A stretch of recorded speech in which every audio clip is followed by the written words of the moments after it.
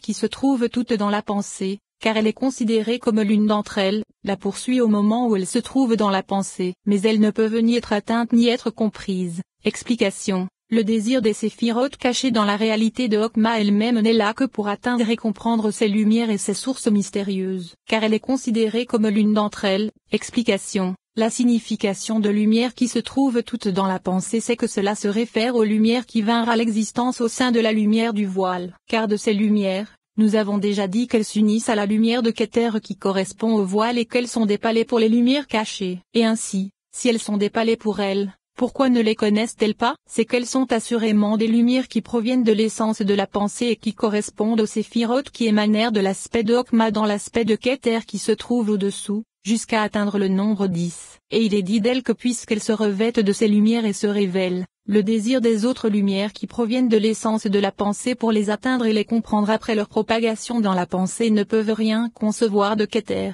Et c'est ce qu'il est dit, que Okma elle-même, par le secret de son aspect avec Keter, et la Keter qui se trouve en elle, et elle est l'une des 9 séphirotes qui sont énumérées, ce qui n'est pas le cas des lumières supérieures dont la pensée ne fait pas partie, car il s'agit d'une lumière qui éclaire la pensée à partir d'un corps du voile qui est une lumière cachée et éminente, et c'est en elle et au sein de la lumière du voile que ces lumières viennent à l'existence, chacune de son côté, mais assurément toutes poursuivent ces lumières supérieures qui se vêtent ainsi de celles qui sont venues à l'existence et ont été ajoutées à la pensée, même au moment de leur illumination par la pensée et de leur revêtement par cette lumière. Et c'est ce qu'il est dit, au moment où elles se trouvent dans la pensée, et ainsi, elles ne peuvent être atteintes. Explication. On ne peut les appréhender en aucune façon, et il ne faut pas dire qu'elles ne sont pas atteignables mais qu'il existe une compréhension qui puisse les atteindre, car elles n'ont même pas de réalité connue. Et c'est ce qu'il est dit, ni être comprises. Explication. Il n'existe aucune compréhension des lumières de la pensée elle-même, comme nous l'avons expliqué, car elles ne se trouvent ni dans le désir ni dans la pensée. Explication. La signification en est que ces lumières ne sont absolument pas appréhendables, même pour les lumières de la pensée car elles ne se trouvent ni dans Keter elle-même qui est le désir, ni dans la réalité de la pensée qui est Okma elle-même, car leur emplacement correspond au fait qu'elles se revêtent et se propagent dans la lumière qui brille de leur essence dans Keter et Okma, c'est-à-dire 2 aspects. Comme nous l'avons expliqué précédemment, il se trouve que Keter et Okma sont une essence affûtée que la lumière frappe, et c'est à partir d'elle que viennent à l'existence des étincelles de lumière qui ne sont pas précisément Okma et Keter, mais qui sont plus fines que Keter et Okma, et c'est d'elles que les lumières cachées se revêtent, et c'est pourquoi il est impossible de les appréhender. Elles s'attachent mais ne s'attachent pas. Explication. Même les lumières supérieures qui s'en revêtent et qui sont venues à l'existence à partir de la lumière de la Keter suprême et de Okma ne peuvent les appréhender, et elles ne sont pas appréhendables car elles sont des palais pour elles, comme cela est expliqué plus haut, et ainsi, leur compréhension est faible à cause de leur mystère et de leur finesse, car elles sont unies à l'essence de la racine. C'est sur elles que reposent tous les secrets de la foi. Explication. C'est de ces lumières mystérieuses et fines que dépendent toutes les séphirotes et toutes les émanations, que ce soit de façon générale ou individuellement, car ce sont des clartés mystérieuses qui sont attachées à leur cause tout en haut. Et la racine de tout n'est qu'une seule chose et une seule essence, car nous avons longuement traité de leur union plus haut et dans les chapitres précédents. Et toutes ces lumières proviennent du secret de la pensée suprême, et en bas toutes sont appelées N-Soft. C'est ce que disent certaines versions de ce livre, mais certaines versions disent d'en bas. Et ce que les versions qui disent en bas signifient c'est que les racines suprêmes mentionnées plus haut sont toute la réalité des séphirotes qui se définit dans l'essence de la racine grâce à l'élévation de la volonté pour faire émaner la Tzilut, comme nous l'avons expliqué plus haut ainsi que dans le 3e chapitre. Et c'est pourquoi il se trouve que toutes ces lumières qui sont le secret et le mystère qui proviennent de la pensée et de ce qui se trouve au-dessous, c'est-à-dire les 10 séphirotes de la Tzilut car la pensée est Okma par son aspect de Keter. C'est à partir d'elle et au-dessous que se trouvent les 10 séphirotes. Et il est dit que toutes ces lumières qui se trouvent en haut sont appelées Ensoft et la signification en est que puisqu'il est dit que 10 se revêtent de 10 et se Torah, comme cela est expliqué plus haut, ce nombre ne nécessite pas de limite ou d'arithmétique, et cela se réfère à la compréhension de ce dont il s'agit. Ces Poukoel sont appelées Ensoft et en vérité, le sens du nombre 10 et du nombre 3 c'est que c'est parce qu'elles se propagent et émanent au dehors, et après leur émanation, elles sont désignées par le nombre 10, comme cela est expliqué dans les sections précédentes, et dans les versions où il est dit d'en bas, il est signifié que cela se rapporte même à ces lumières qui brillent de la force de la pensée, comme nous l'avons expliqué. car la pensée brille de la force du voile. Et il est dit que même ces lumières qui brillent de la force de la pensée suprême, et dont il est dit d'en bas puisque la pensée se trouve au-dessous de ces lumières qui brillent grâce à elle est concevable par la pensée, et les lumières ne peuvent être connues comme nous l'avons expliqué précédemment. Et ceci parce que les lumières qui brillent grâce à elle vers le haut sont semblables à un trou qui se trouverait dans la terre et d'où, grâce à la force du soleil, brilleraient des étincelles vers le haut. Et il est dit que toutes ces lumières sont appelées Ensoft à cause de leur mystère puisqu'elles émanèrent de la force de la pensée. Car le sujet en est que la lumière du voile qui provient de la lumière des luminaires cachés, frappe la lumière de la pensée qui brille vers le haut. Et c'est pourquoi elles sont appelées Ensoft car la racine et elles ne font qu'une. C'est jusque-là que les lumières arrivent et n'arrivent pas, elles ne sont pas connues. Jusque-là il s'agit de lumières cachées qui sont inconnues et inappréhendables, comme nous l'avons expliqué. Et il est dit arrive et n'arrive pas, comme si l'on disait que les lumières sont arrivées jusque-là, mais cela ne signifie pas qu'elles sont exactement arrivées, car elles n'ont pas de limite ni d'emplacement puisqu'elles se trouvent partout, au-dessus des séphirotes, parmi les séphirotes, et au-dessous des séphirotes. Comme cela est approprié à la sainteté de Yensoft, il n'y a là aucun désir ni pensée. Explication. Les lumières mentionnées jusqu'à maintenant ne sont ni la séphira Keter appelée volonté ni la séphira Okma appelée pensée, mais ce sont des lumières qui s'unissent à l'essence de la racine nécessaire dans sa réalité,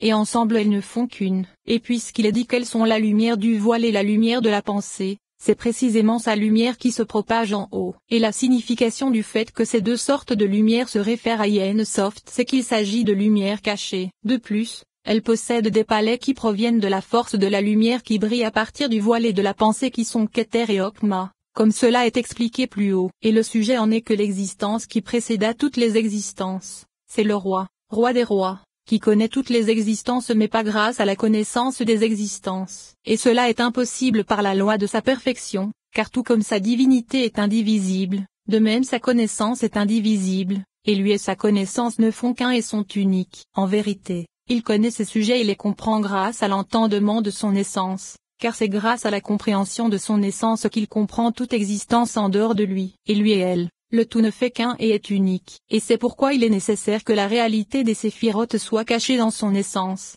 car les séphirotes sont la forme et la cause de toutes les réalités. Et c'est grâce aux racines cachées qui se trouvent dans son essence qu'il comprend et connaît tout ce qui descend d'elle, qu'il s'agisse de grandes ou de petites choses. Et rien ne peut en être exclu. Et la définition des formes par l'entendement qui les imagine se fait de deux façons. La première c'est lorsque l'homme imagine une forme avant qu'elle n'existe. Elle est alors d'une extrême finesse car elle n'existe pas encore sous une réalité révélée. Et la seconde c'est lorsque l'homme imagine une forme après qu'elle est venue à l'existence. Elle est alors fine pour son entendement, mais pas autant que la première car elle existe déjà et a pris une réalité corporelle. Et puisque la connaissance est totale dans le cas où elle existe avant que les choses ne viennent à l'existence dans leur réalité, c'est l'absence qui précède l'existence. Et il en est de même lorsque la connaissance existe après que les choses sont venues à l'existence. Et s'il en manque une seule, la connaissance n'est pas parfaite. Ainsi, il est indiqué qu'il existe deux sortes de connaissances dans la réalité qui est cachée. La première concerne l'absence qui précède l'existence.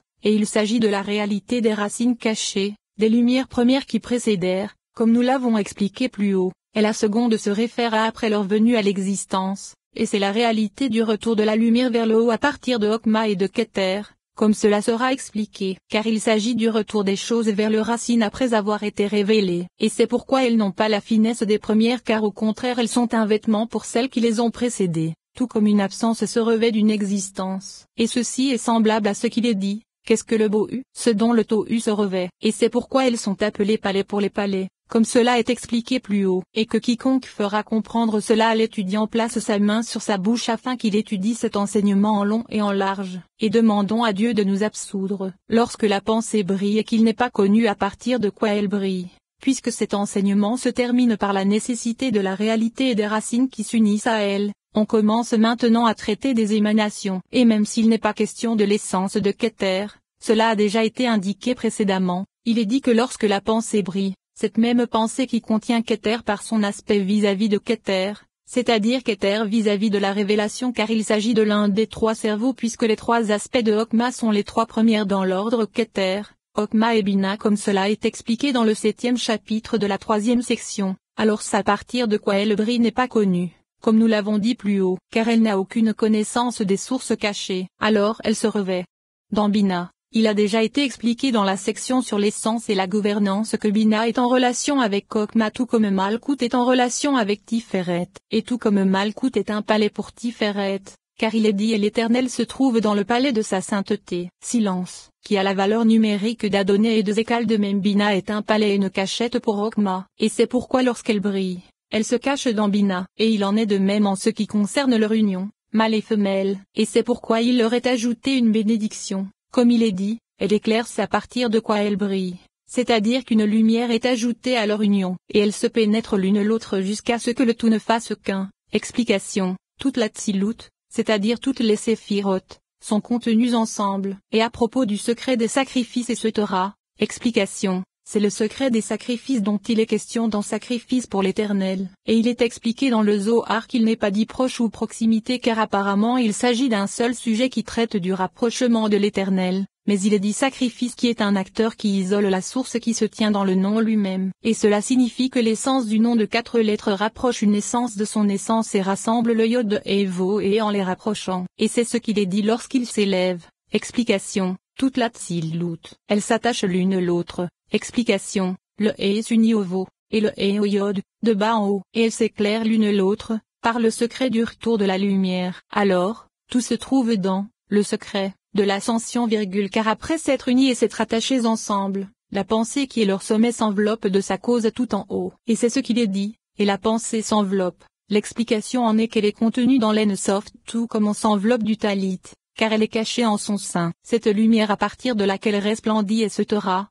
Explication, elle n'est pas précisément dans l'Ensoft mais dans cette lumière qui rayonne à partir de lui car il lui prodigue. Et en passant, nous avons appris que le sujet de cet enveloppement concerne le fait qu'elle brille à partir de sa force, car c'est à partir de lui qu'elle se propage, existe et éclaire ce qu'elle éclaire. Ceci se réfère à 3 choses. La première c'est elle se propage, c'est-à-dire la réalité de la Tzilut. La seconde c'est existe, c'est-à-dire que le chefa de son existence est sa nourriture. La troisième c'est le chefa qu'elle prodigue aux autres, et c'est elle éclaire ce qui brille. Et puisque ces 3 aspects proviennent de cette lumière qui n'est appréhendable que par l'essence mystérieuse, ainsi elle s'isole, elle ne s'élève que jusqu'à cette lumière, et uniquement pour se nourrir d'elle, et c'est son enveloppement. Voici l'explication de cette parole, et grâce à cela, de nombreux sujets redoutables concernant les clartés nous seront expliqués. Et ainsi, il est indiqué que le principe des racines que sont les clartés dissimulées dans l'Ensoft. Chapitre 7. Après avoir expliqué dans les chapitres précédents le sujet des clartés situées dans l'Ensoft selon les paroles du Rashbi et des Géonions, il faut préciser que le Rashbi, qu'il repose en paix, a dit l'inverse dans les Tikkunim, car il y est expliqué que ces 3 mystérieuses se trouvent dans Keter. Bien que la Keter suprême soit la lumière primordiale, la lumière claire et la lumière brillante, elle est noire et précède la cause des causes. Il semble clairement que les 3 mystérieuses se réfèrent à Keter. De plus, elles sont précisément indiquées ici dans un ordre différent de celui du Gaon, car le Gaon a mentionné la lumière primordiale, puis la lumière brillante et ensuite la lumière claire, et l'entendement est apparemment enclin à se diriger vers cette dernière proposition, car le brillant se réfère à ce qui est clair et d'une grande blancheur, à tel point que les lettres y sont redoublées afin d'indiquer la puissance de son action. Et c'est pourquoi il est approprié que sa clarté soit plus grande que celle de la claire, car elle ne forme qu'une seule clarté. Et il est possible de dire que ceci concerne ce avec quoi nous avons commencé dans les chapitres précédents et que la réalité des 3 premiers reste cachée parmi les 10 qui se trouvent dans l'Ensoft ainsi, au moment de leur émanation. Elles furent définies dans Keter et leur réalité resta là. Mais cela ne signifie pas qu'il s'agit de l'ordre dans lequel elles sont dans l'Ensoft car dans l'Ensoft I1 en est ainsi, la lumière primordiale, ensuite la lumière brillante, puis la lumière claire, et le signe en est Kama. Mais dans Keter, la claire précède la brillante. Et le sens en est que cela est semblable à l'impression, d'un seau, qui s'inverse et non précisément au seau. Et puisque l'émanation de Chokma précéda l'émanation de Bina, c'est pourquoi sa révélation l'a précédée. Et elle est la dernière, la plus proche de la révélation et de la Tzilut. Et c'est pourquoi on a d'abord la lumière primordiale, puis la lumière claire, et ensuite la lumière brillante. Et avec cela, nous pourrons expliquer les paroles du Rashbi sous toute leur face. En vérité, nous avons trouvé dans le Sefer Mafanta Chokma que notre maître Moïse, qu'il repose en paix, a été appelé maître des prophètes. Et à propos de ses clartés, il s'est distingué des Géonions et du Rashbi en disant, et ces 10 s'écoulent depuis les ténèbres, et il s'agit de la lumière qui provient de la lumière, La splendeur qui provient de la splendeur. Le rayonnement qui provient du rayonnement. La splendeur provenant de la lumière provenant de la splendeur.